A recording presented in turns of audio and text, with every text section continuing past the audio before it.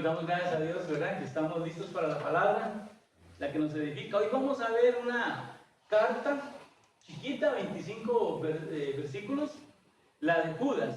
Ok, lo primero que tenemos que decir sobre Judas es que no es el Judas que ya todos, ¿verdad? Tenemos de mala fama. Este Judas del que habla, y es el libro antes del último libro de la Biblia, antes del Apocalipsis. Judas es un nombre bastante común. Bueno, tan es así que entre los discípulos había dos Judas. Judas el Tadeo, ¿verdad? Y estaba el Iscariote, que fue el que traicionó a nuestro Señor. Conforme a la palabra y la escritura que se cumplió, había dos Judas. Es que Judas es como el nombre en griego del Yehudá o Judá hebreo, ¿verdad? Entonces, es más que todo que llega a nosotros ya en nuestra lengua como Judas. Entonces, dicho esto, es importante recordar que Judas era el medio hermano, o entendemos que quien escribió esta carta, casi generalmente aceptado. Hay algunos que pues, no están de acuerdo con esto, pero la mayoría estamos de acuerdo en que este Judas era el medio hermano del Señor, porque él se autodenomina como hermano de Jacobo. Y vamos a ir primero a la escritura Mateo 13, 55. Vamos a recordar que Judas sí pertenecía a la familia de José y María. Entonces era medio hermano del Señor por parte de María, ¿verdad? Por parte de María. Entonces, en Mateo recuerdan cuando el Señor llegó y haciendo su ministerio, algunos dudaban de él, porque era de Nazaret y era menospreciado. Entonces pregunta, ¿no es este el hijo del carpintero? O sea, como menospreciando un poco al Señor. Entonces dice, ¿no se llama su mamá María? Y sus hermanos son Jacobo, José, Simón y Judas. Ahí es donde aparece. Entonces, este que aparece aquí, este Jacobo y este Judas son los que están en la salutación. Él mismo se autopresenta. Vamos a ir a Judas ahora sí, ya teniendo referencia de quién escribió esto. Y dice los primeros 3 versículos donde Judas escribe, dice, se autodenomina siervo de Jesucristo y hermano de Santiago. Ahí es donde está la relación. A los hermanos, a los llamados, amados en Dios Padre y guardados en Jesucristo, misericordia, paz y amor os sean multiplicados. Entonces dice en el verso 3, amados, mientras me esforzaba por escribirlos acerca de nuestra común salvación, me ha sido necesario escribir para exhortaros a que contendáis eficazmente por la fe que fue entregada una vez a los santos. Entonces encontramos que él estaba con un deseo, Judas, de escribir, pero acerca de la salvación. Él quería escribirlo. A veces lo que llamamos una de las epístolas generales, porque no era como Pablo que le escribía a la gente en Corinto o Éfeso o en algún Tesalónica, sino que es una epístola de las que llamamos generales, es decir, está abierto para todo el creyente en Cristo Jesús.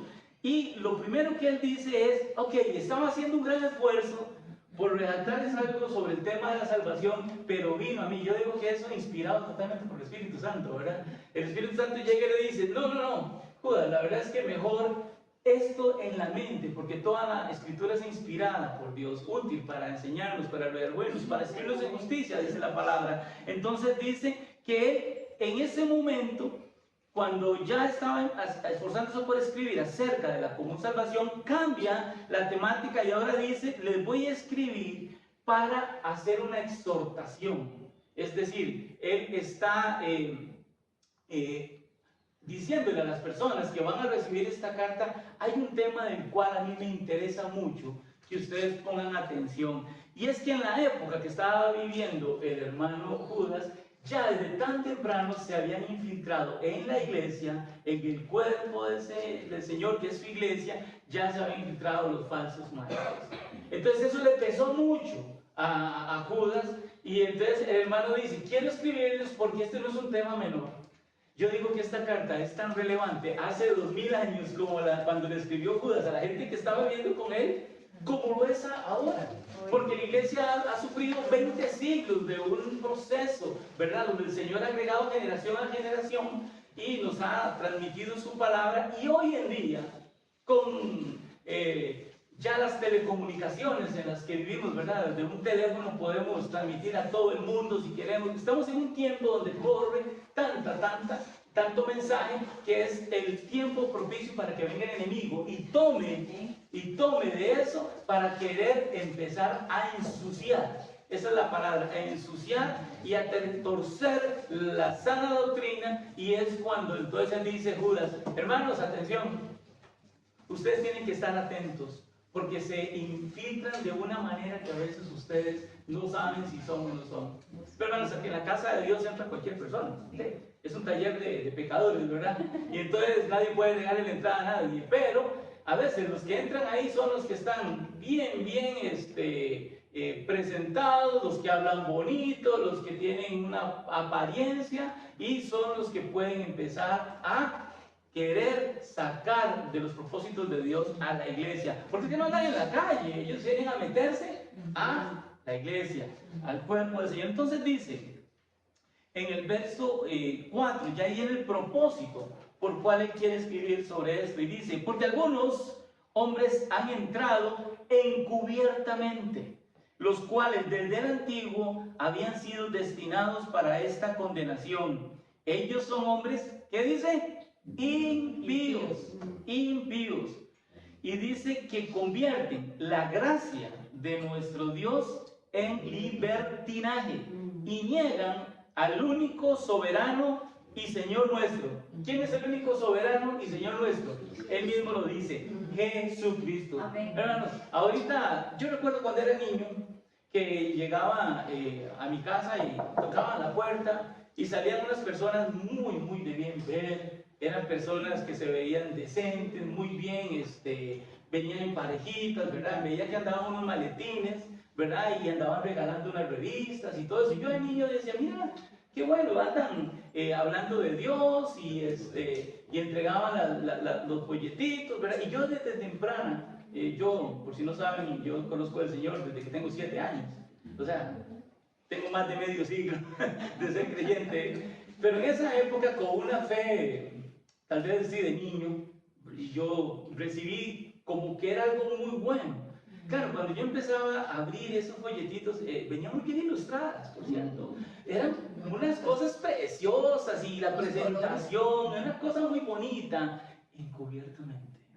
encubiertamente. Claro, en la mente de un niño, donde uno empieza a conocer de Biblia, tal vez ya en la época escolar y de colegio, y empieza uno a tener esa capacidad de razonamiento que le da.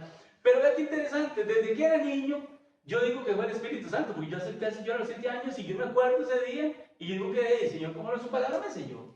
Desde que yo tengo, y entonces el Espíritu Santo como que me soplaba y me decía, ponga atención. Me soplaba y yo decía, pero es que yo leo algo ahí como que me siento raro, no sé, esto no me encaja bien y todo eso. ¿Por qué? Porque la palabra del Señor es verdad. Sí. Y todo lo que se aparte de la palabra del Señor simplemente se denota tal cual no es. Entonces hay que tener cuidado, porque no todo lo que se ve bien, no toda la persona que habla bonito, no toda la persona que se para en un púlpito, no todas las personas que dicen hablar acerca de Dios son de Dios. Y ya esos son los tiempos en los que estamos a punto de ver cosas que van a maravillar a las personas.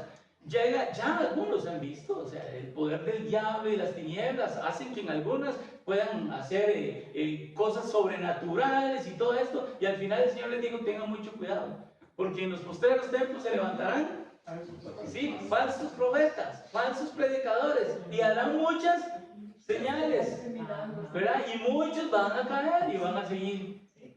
El Señor nos ha advertido una y otra vez. Entonces, ese peso que tenía el hermano Judas es el que les escribe y les dice, vean, tengan cuidado, entran ahí, ya estos hombres, ya la gracia no les alcanza. Ya que la gracia de Dios es totalmente abierta para cualquiera, pero ya todos conocemos que hay pecados en ciertos hombres en los que ya, inclusive Dios, después de haberles dado una y otra oportunidad, aún así reniegan de Dios. Entonces uno dice, bueno, si el Espíritu Santo, que es el que les habla, no logran abrir la puerta de su corazón, porque el Espíritu Santo es el que nos convence. ¿De qué? Del pecado. Y si usted no se considera realmente que es tan pecador, que ya está destituido de la gloria de Dios, y si no es el Espíritu Santo el que lo hace, de ahí tampoco va a ser convencido de justicia, y mucho menos de juicio, que es el que viene después. Entonces, él está diciendo, agarran la gracia de Dios y la convierten en un puro libertinaje. Desgraciadamente, en la casa del Señor, en muchos lugares, se ha cedido la posición, ¿verdad?, para que entren muchas de esas cosas, y ese libertinaje entra en la casa de Dios. Y tenemos que tener mucho cuidado. Entonces hay que perseverar, pero al mismo tiempo, ¿qué es lo que quería el apóstol? Iba a decir, el hermano, porque este no es apóstol, el hermano Judas, él dijo, tienen que contender. Todos entendemos que es la palabra contender. ¿Ah? Es solamente estar ahí sentado, pasivo, no. Es que en el momento que haya que ponerse de pie, usted tiene que convertirse, voy a usar una palabra de domingo, hoy que es domingo, ¿verdad?, en un buen apologista, ¿verdad? Y todos entendemos que el apologista es el que defiende, ¿verdad?, en este caso nuestra sana doctrina, pero con el conocimiento de Dios, con la sabiduría de Dios, en el poder del Espíritu Santo. Amén. Si no tenemos eso, no nos pongamos a discutir con nadie, porque es el Espíritu Santo el que convence. Y en muchas palabras no van a convencer a nadie. Si el Espíritu Santo no, ¿verdad?, no hace la obra en esa persona para que sea creyente, no se va a lograr. Entonces, entendido eso, vamos al verso 5. Dice, ahora bien, quiero haceros recordar, ya que todo lo habéis sabido, que el Señor, al liberar al pueblo una vez de la tierra de Egipto, después destruyó a los que no creyeron. Vea cómo entendemos que este tipo de personas, a veces uno dice, es que qué lástima, pobrecito. No, no hay pobrecito. Cuando salió el pueblo de Egipto, la nación de Israel, fue con 10 milagros asombrosos que usted y yo no tenemos el privilegio de haberlos vivido. Usted se imagina. Tras de eso, en el desierto, tenían hambre, les mandó maná. Ojalá yo pudiera ir a recoger maná, ¿verdad?, para comer. Y si tenían ganas de comer carne, ¿qué les mandó? Codornices. El Señor tenía un cuidado sobre ellos, pero era una quejabanza, una quejabanza, una quejabanza, hasta que el Señor dijo, ¿saben qué? Moisés, hasta aquí. Y fuego de Dios. Es que, ¿saben qué es lo que pasa? Dios es amor, y se predica que Dios es amor. Dios es amor, Dios ama a todos, todos somos hijos de Dios. Ese universalismo que se mete en muchas congregaciones, pero el Señor es justicia y por nada va a tomar por inocente al culpable, dice la palabra. Entonces entendemos que ese mismo pueblo, bendecido por Dios, cuidado por Dios, también fue ajusticiado por Dios. ¿Y quién le dice que en la época que estamos ahora el Señor no dice la palabra? También que al que recibe por hijo, ¿qué dice? Lo ama de tal manera que también lo disciplina en el momento que nosotros nos desviamos. ¿Por qué? Porque hay amor de hijo. Todos los que somos papás aquí podemos entender un poquito más eso. Cuando nos duele disciplinar a un hijo. Pero si no lo hacemos, ¿ah? Y con ese mismo amor es que el Señor nos cuida, pero no olvidemos que el Señor es fuego consumidor. Moisés tuvo que llegar ahí en primeros auxilios con el Señor. Dios, párelo. Ya el campamento estaba incendiado, ya habían muerto miles por la glotonería de las codornices. Y el Señor, si no es porque Moisés y la gracia que Dios le dio a este hombre, ¿verdad?, a Moisés, le dijo, ¿qué van a decir las naciones? ¿Qué van a decir? Entonces, entendemos que la persona que tiene ese corazón y esa raíz de maldad, simplemente nosotros como creyentes sí tenemos que tener amor para con ellos, ¿verdad? Hasta podemos orar por ellos, pero tenemos que ser astutos. Tenemos que estar prevenidos, y esto es el centro de lo que está diciendo el hermano Judas. Ya entiendan, estos hombres ya han sido juzgados. Ya estos hombres solo se meten para destruir. Son instrumentos del enemigo, son instrumentos del diablo. Y habla en el verso 6 también a los ángeles que no guardaron su primer estado, sino que abandonaron su propia morada, los ha reservado bajo tinieblas, en prisiones eternas, para el juicio del gran día. Entonces vean que ahora compara a estos hombres perversos como los ángeles que perdieron su dignidad. Todos conocemos la historia, ¿verdad?, de Lucero de la mañana, que fue caído, echado del cielo por su pecado, y con ellos se fue una buena parte de ángeles que lo siguieron. Entonces hay una comparación para que vean que alguien estando Entonces imaginen lo que es estar en la presencia de Dios, algo que nosotros no hemos experimentado. Los ángeles estaban con él, con el Señor, ¿verdad? Aún Satanás, con toda la hermosura y la gran obra que hizo Dios al crear un ser tan especial como Satanás, vean que aún así ellos cayeron, el Señor ya los juzgó, pero aquí hay algo interesante. Judas está hablando de un libro apócrifo, de un escrito apócrifo, acá más adelante, cuando él habla de que en esa pelea entre los ángeles, ¿verdad?, caídos, y los ángeles de Dios, podemos verlo un poquito más adelante, para que nos dé tiempo de ver todo eso. En el verso 9 dice: pero ni aun el arcángel Miguel, cuando contendía disputando con el diablo sobre el cuerpo de Moisés, se atrevió a pronunciar un juicio de maldición contra él, sino que dijo: el Señor te reprenda. Aquí está hablando de un libro que no quedó en el canon bíblico. Este libro es la Asunción de Moisés. Estaba en la costumbre, en la literatura de los judíos en esa época. Está citando un libro que no llegó hasta nosotros, pero ahí es donde se habla de que estaban disputando. Entonces, él hace referencia a esto, pero ve que interesante. Ni el arcángel, ¿cuál fue? Miguel, ¿verdad? Miguel, con todo su poder, ¿verdad? Porque Miguel es el jefe general de todos los ejércitos del Señor. Y estaba peleando, bueno, ya también se había echado otros ángeles peleas, como cuando estuvo Daniel orando, hemos visto eso en la Biblia. Pero ¿qué es lo que nos llama la atención? Que ni aún con el talante y el porte de Miguel se atrevió a hablar ni maldecir a una criatura creada por Dios como Satanás, aunque tenía todo el derecho a hacerlo. Y Dios dijo: no, mejor que sea tu Señor el que te reprenda. Pero estos hombres se llenan la boca de tal manera que siempre están maldiciendo las cosas que son altas, las cosas santas de Dios. Vamos a ir un momentito a Salmo 73, por favor. Salmo 73 tiene un paralelismo con lo que es el hombre pecador, el hombre malo. Todos conocemos la historia de Asaf.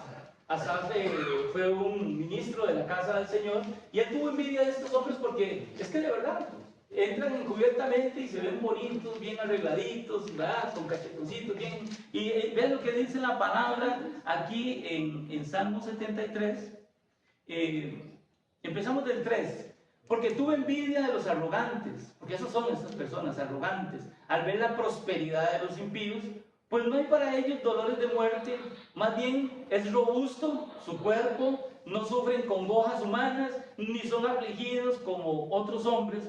Por eso la soberbia los ciñe cual collar y los cubre un vestido de violencia. Sus ojos se salen de gordura, logran con creces los antojos del corazón. Pongan atención al verso 8.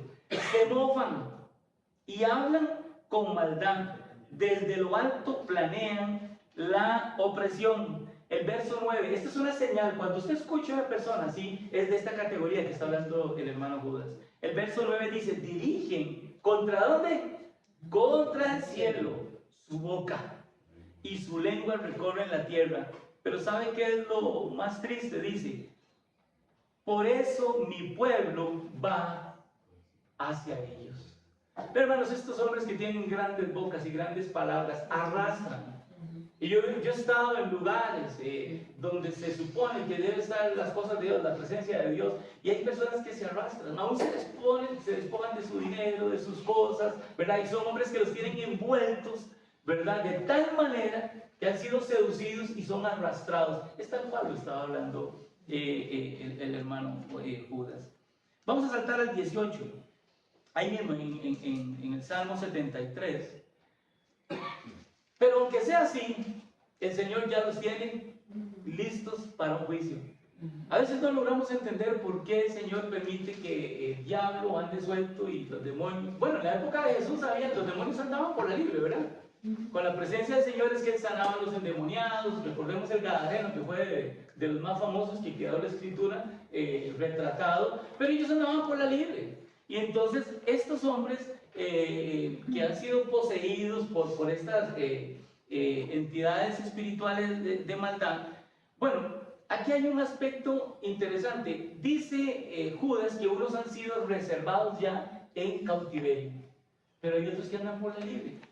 O sea, buscando un poquito una explicación, y esto es un estudio de escuela dominical, hay un par de ponencias sobre esto, porque es que dice Judas, o no es que aparentemente Judas está equivocado, ¿verdad? Porque Pablo dice, no tenemos pelea contra sangre y carne, sino contra ¿qué? Contra potestades, contra huestes espirituales de maldad. ¿Dónde? En las regiones celestes, en la dimensión espiritual. Entonces, si andan por la libre, ¿por qué dice el hermano Judas que están ahí mismo? Y es que no lo dice solo Judas. Vayamos un momentito, por favor, a segunda de Pedro 2. Ahorita nos devolvemos al Salmo. Segunda de Pedro 2, 4, 6. También lo menciona el apóstol en 2 de Pedro 2, 4, 6. Dice, porque si Dios no dejó sin castigo a los ángeles que pecaron, sino que habiéndolos arrojado ¿a dónde? Al infierno en prisiones de oscuridad, los entregó a ser reservados para el juicio. Entonces, algo que tenemos que aprender es que dentro de todo lo que son la creación de Dios en ángeles, unos no tienen restricción, por decir así, y otros sí están ahí, porque la palabra no se contradice. Algunos dicen que es que, bueno, conocemos dos rebeliones. La rebelión en el cielo, ¿sí? Cuando el Señor dijo, yo vi a Satanás caer del cielo y sus ángeles con él, y fue tirado por tierra. Pero también hubo una segunda rebelión, y la encontramos en el libro de Génesis. Por tiempo no podemos estudiarlo. Génesis, todo el capítulo 6, donde habla acerca de los hijos de Dios. Está hablando de los nefilín, está hablando de criaturas no humanas. ¿Y qué fue lo que hicieron esas criaturas no humanas? Todos recordamos. Se enredaron, ¿verdad?, con las mujeres de las hijas de los hombres. Y de ahí nació una raza híbrida, ¿verdad?, que eso totalmente desagradó al Señor.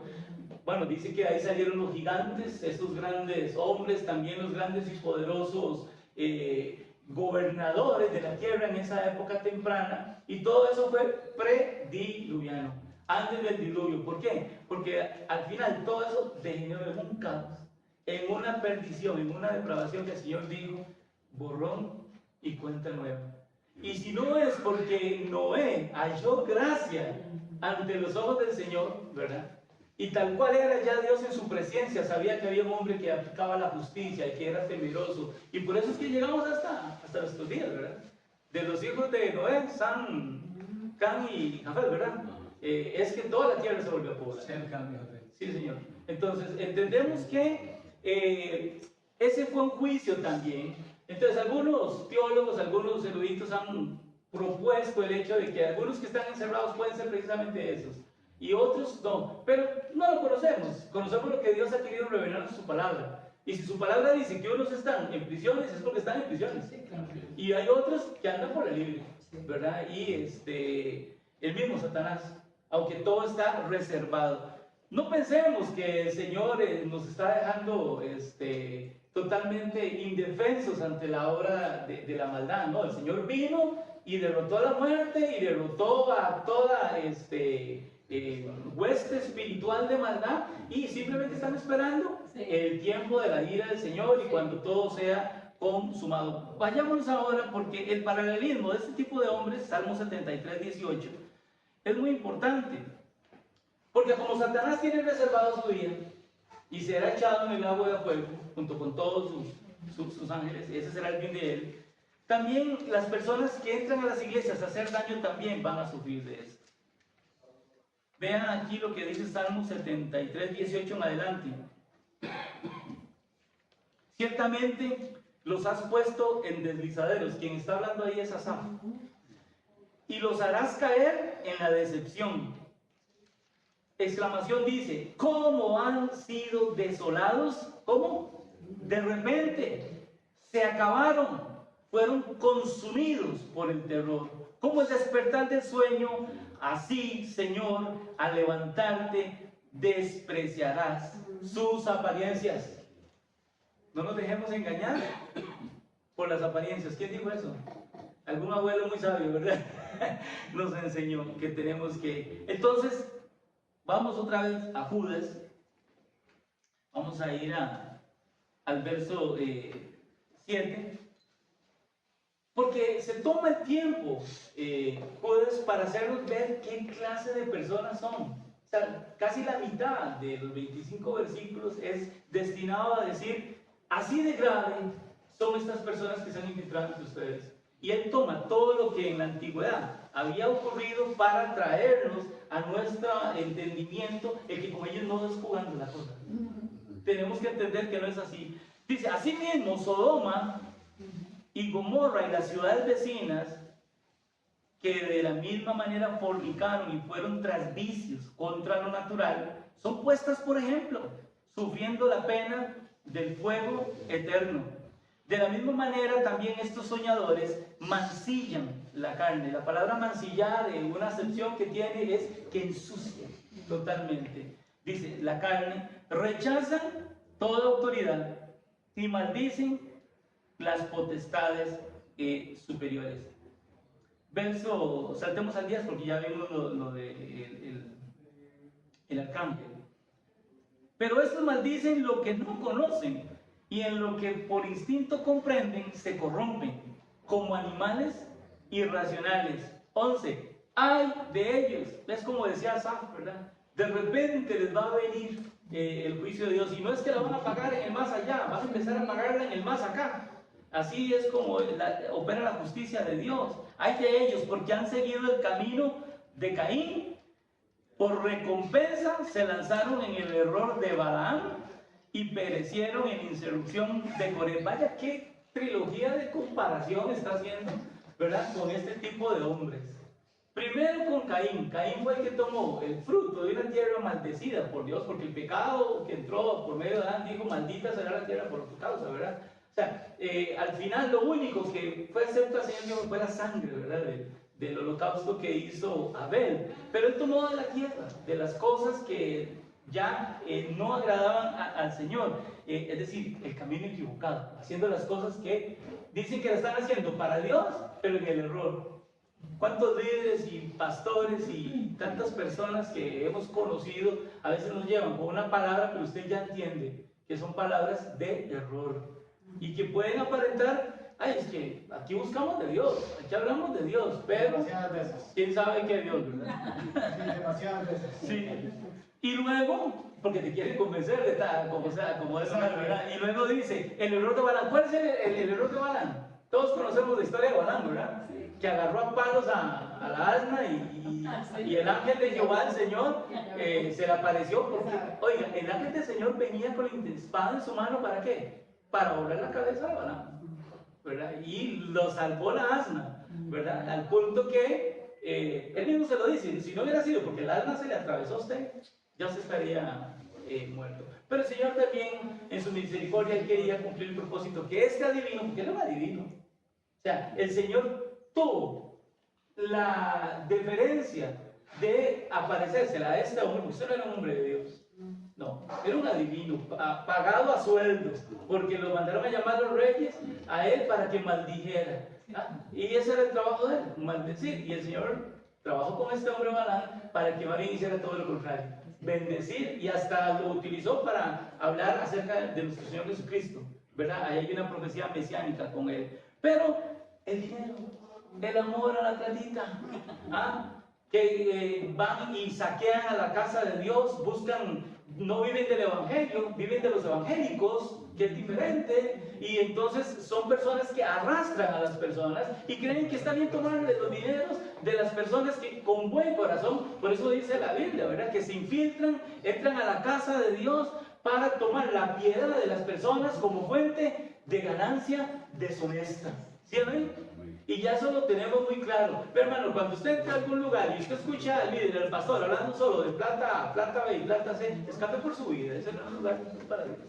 Ciertamente se ocupan los diezmos y ofrendas, hay una forma para poder edificar la obra de nuestro Señor, pero Él es el dueño del oro, de la plata, de este mundo, y Él sí está empeñado, porque si abre una puerta nadie la cierra. Así que si una obra va para adelante, Dios va a encargarse de darles que se ocupen para su obra, de una u otra manera, y sostendrá a los hombres y mujeres de Dios que están sirviendo para su obra de la forma no en error, sino con temor de Dios, de que es el que nos dará el pan de cada día conforme a su preciosa voluntad. Seguimos un poquito más adelante. En el verso 12, estos que participan en vuestras comidas fraternales son manchas. Bueno, ahora en un ratito vamos a tener un cafecito, ¿verdad? Es una comida fraternal, ¿verdad? Entonces, no estoy diciendo que quien se siente a la par, ¿verdad? Es digno de sospecha, ¿no? Nada que ver, ¿verdad? Pero lo que tenemos que decir en nuestro corazón es que tenemos que ser astutos. ¿Sí, amén? Darse cuenta de que Dios todo lo ve y a Dios nada se le pasa. A nosotros sí. Uno puede engañar a un pastor, a un líder, a los hermanos de iglesia, pero a Dios no se le pasa nada. Entonces, lo que tenemos que estar es conectaditos con el Señor para que Él nos dé entendimiento, discernimiento, para poder entender que estos hombres se meten y aman estar en esas comidas, dice, apacentándose a sí mismos. ¿Usted sabe qué significa la palabra apacentar? Todos conocemos. ¿Quién me recuerda qué es apacentar? ¿Ah? Es llevar a los animalitos al zacate, a ir a comer, ¿verdad? Entonces, estos son los que se meten solamente para apacentarse, nada más, para apacentarse ellos mismos. Sí, otros no solo apacientan su estómago, ¿verdad? Se apacientan con lujos, ¿verdad? Con carros, con cosas materiales, cosas que van a perecer. El oro, por más bello que sea, sigue siendo una lata. Entonces, entendemos que son personas que buscan lo que no es de Dios. Y hay un interés. Por tiempo, no puedo, hay mucho que hablar sobre esto, sino que vamos a pasar a la parte 3, que tiene que ver ya no con este tipo de personas que entran a la iglesia, sino que es lo que tiene que hacer el creyente maduro. O sea, cómo debe comportarse el creyente.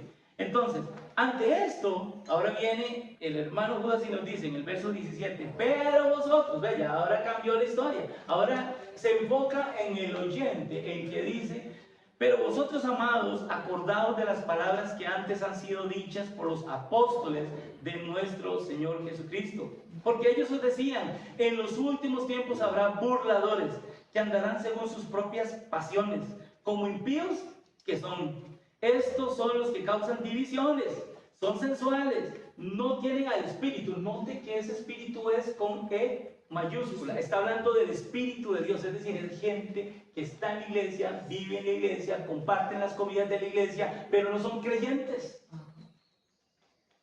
Qué difícil, ¿verdad? Mirar eso.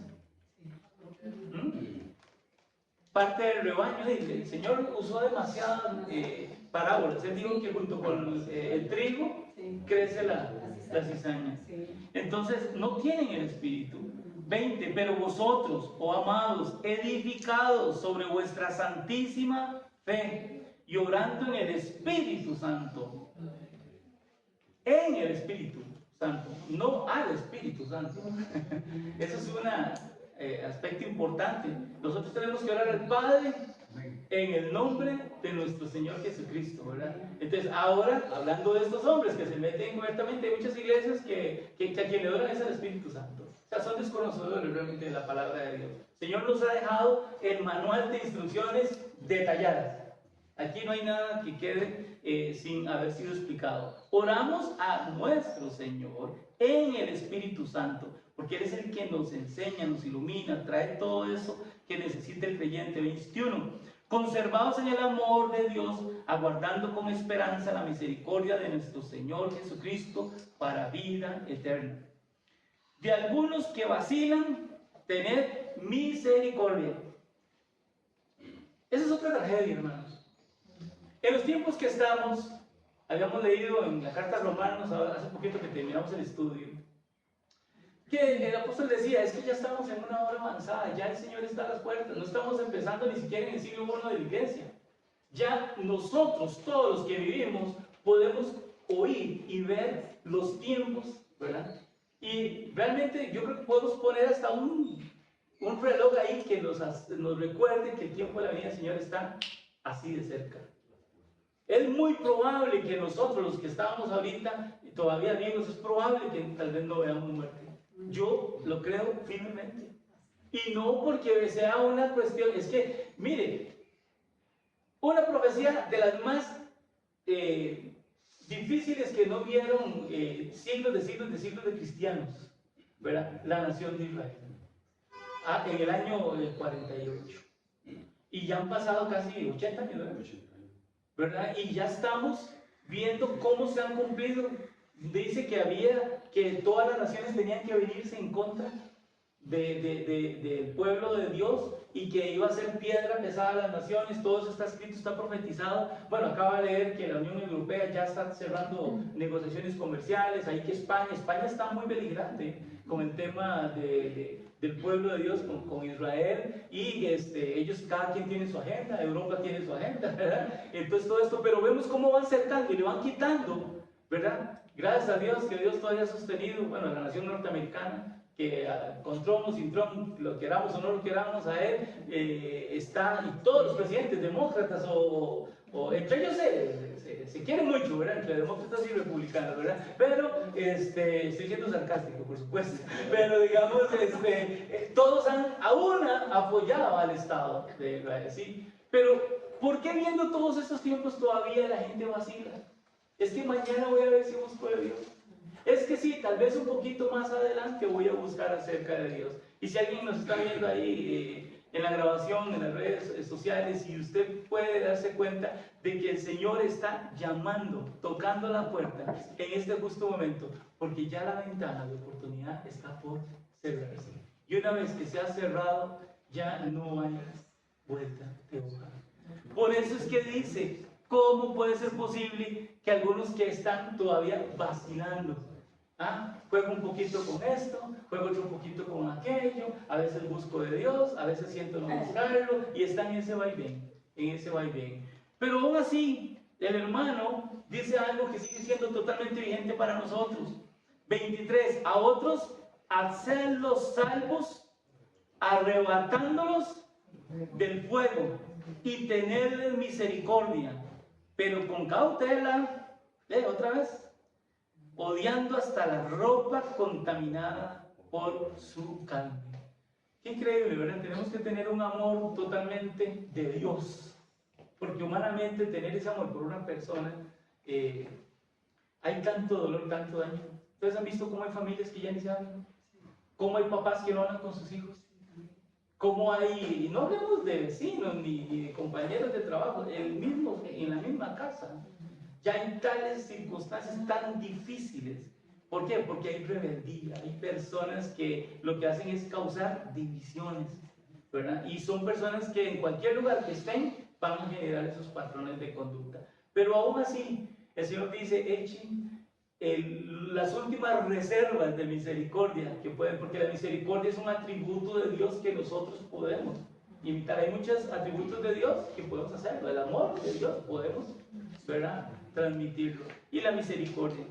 Y la misericordia es ponerse en los zapatos de la otra persona y tratar de sentir lo que esa persona siente y darse cuenta de que puede tener sus batallas, puede tener sus luchas, y tenemos que tratar de empujarlos, de ayudarlos hasta donde sea posible, pero no comprometiendo lo que es la posición con el Señor. Amén. Porque Él dice, tengan cautela. Si ya la persona, que no se aproveche de ustedes. Yo he visto personas que llegan a la iglesia y quieren meterse a la iglesia, y porque saben que en la iglesia se les ayuda a veces con algún diario, se les ayudan. Entonces buscan siempre ese interés, ¿verdad? Entonces hay que tener mucha cautela. Termina Judas con una doxología. Ya habíamos aprendido qué es doxología. ¿Quién me dice qué es doxología? ¿Se acuerdan que lo vimos? A ver, ¿qué hacen? La doxología es una palabra de alabanza, generalmente se pone al final, ¿verdad? Es una palabra muy bonita que es elevada a nuestro Señor, y en muchos de los autores, en los salmos hay muchas doxologías. De hecho, cada bloque de salmos, ¿se acuerdan? Cuando estudiamos salmos aprendimos lo que era doxología. Y la doxología dice, y aquel, verso 24, y aquel que es poderoso para guardarnos sin caída y para presentarlos irreprensibles delante de su gloria con grande alegría. Yo confieso que aún de joven, yo leía esas palabras y yo decía, qué difícil, pero ¿será posible vivir sin caída? ¿Será posible? ¿Será posible mantenerlos? Dios es poderoso, totalmente. Y hay cosas yo lo aprendí así, no sé ustedes cómo lo aprendieron, ¿verdad? Pero es que hay áreas en las que el Señor nos ha dado una total victoria y conquista, ¿verdad? Entonces ahí no vamos a tener caída. Yo les he contado a ustedes que yo dediqué 40 años de mi vida a trabajar en el mundo financiero bancario, ¿verdad? Entonces trabajé en bancos y fui gerente de bancos y cosas de ese tipo. Entonces yo le decía, Satanás, a mí no me mueve con la plata. Porque fui un chiquillo muy pobre y todo eso, manejé millones de dólares en mi carrera de empresas muy grandes. Entonces Dios puso en mí, ¿verdad? Esa victoria. Entonces Dios nos puede guardar sin caída. O sea, yo difícilmente, ¿verdad? Y lo digo con toda autoridad de parte de Dios. No me mueve el tema del dinero, para nada. Pero hay gente que el dinero es una debilidad total. Pero entonces, ¿qué es lo que tenemos que hacer? Para guardarnos sin caída es ganando terrenos al enemigo. Y ganando terrenos, defendiendo en las zonas que usted se siente que es más débil, es donde le tiene que poner más fuerza. Tiene que ponerle más, pelear la buena batalla, como decía el apóstol, ¿verdad? Y llegar de una forma decidida para que ese terreno ya no se me vuelva a mí tierra infértil, sino ganarlo en el Señor. Entonces sí, Dios es poderoso. Él nos da mucha victoria. Hay cuestiones que en nuestra vida, cada quien se conoce, ¿sí? Cada quien sabe en qué Dios le ha dado fortaleza y en cuáles no. Entonces, en las que no, nos toca trabajar duro a través de la santificación, que también es por obra del Espíritu Santo. Amén. Nosotros no lo podemos lograr humanamente, sino es a través de nuestro Dios, el Espíritu Santo que actúa en nosotros. Y termina con esta parada de alabanza: al único Dios, nuestro Salvador, por medio de Jesucristo nuestro Señor, sea gloria, majestad, dominio, autoridad, desde antes de todos los siglos, hasta ahora y por todos los siglos. Amén. Qué carta más bonita, ¿verdad? Y tiene todo un poquito, ¿verdad? Así que bueno, damos gracias a Dios por haberla podido estudiar hoy un poco. Oramos. Si este programa ha sido de bendición para su vida, contácteme. Anote mi celular para que me contacte por WhatsApp: 8708-5569. De nuevo, mi celular para que me contacte por WhatsApp: 8708-5569. O puede escribirme al correo ministerioshermanowalter@gmail.com. Mi correo es ministerioshermanowalter, palabras completas sin espacios, ministerioshermanowalter@gmail.com. Será un gusto saber de usted.